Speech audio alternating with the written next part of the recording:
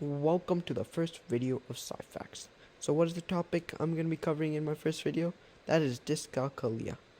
So what is it? So now what exactly dyscalculia is?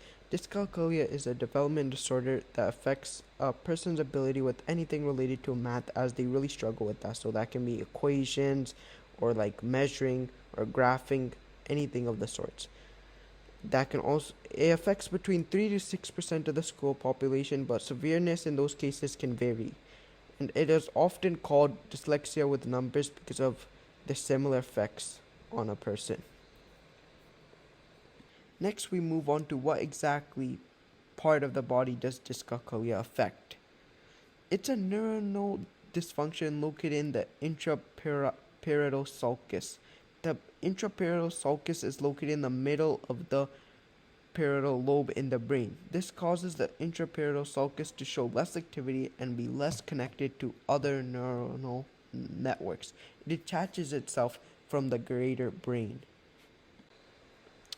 So now let's cover the 6 types of dyscalculia. The first one is practonostic dyscalculia, which affects a person's ability to apply math to real-life concepts. The second being lexical dyscalculia, makes it so a person can understand math verbally but has a hard time understanding it when they have to read it.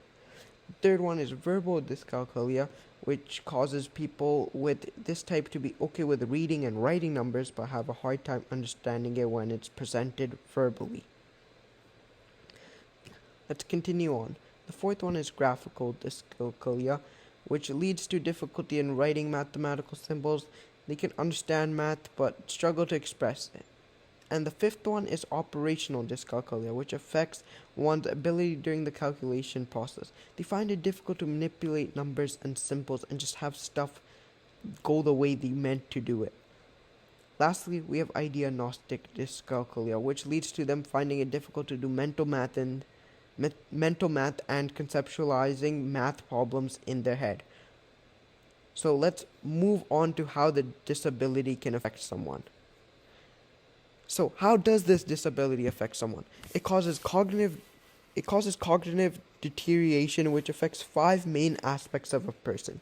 Their memory, which makes it difficult for them to manipulate information in order to complete tasks and remember information related to math. It affects both their working and short-term memory.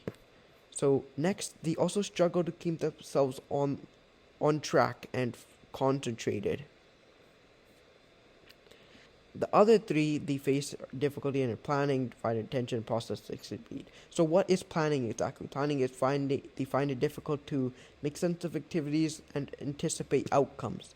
They also find it difficult in divided attention, where they're easily distracted by relevant stimuli, which makes it difficult for them to multitask.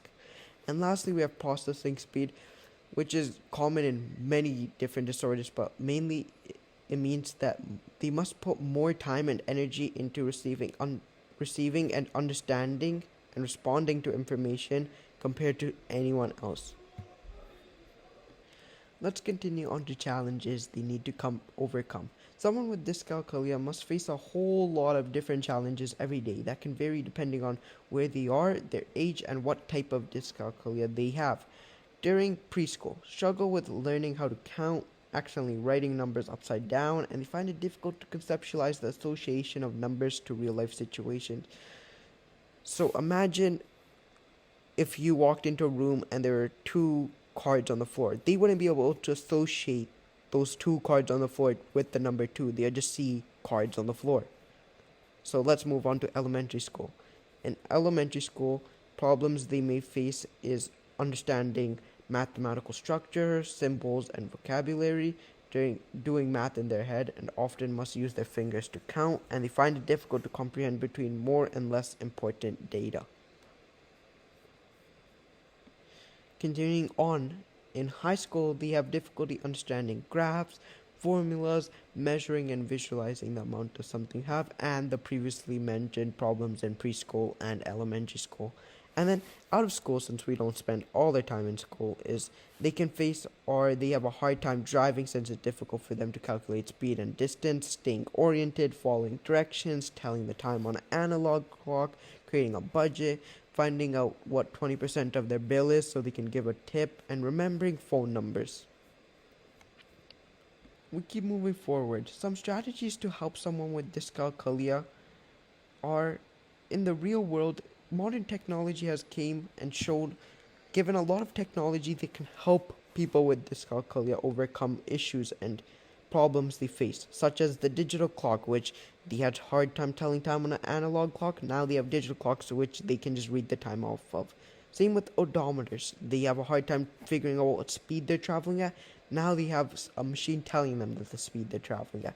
And they also struggle with telling directions. Well, now they are figuring out directions. Now they have a GPS which can show them the directions they need to follow. So now, what are some steps you can do in a classroom?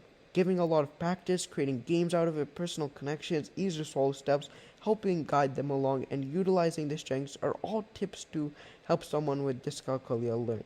And some activities that you can do with them are having them guess the time on an analog clock, helping them remember important phone numbers, and role-playing example as a cashier and having them work with prices.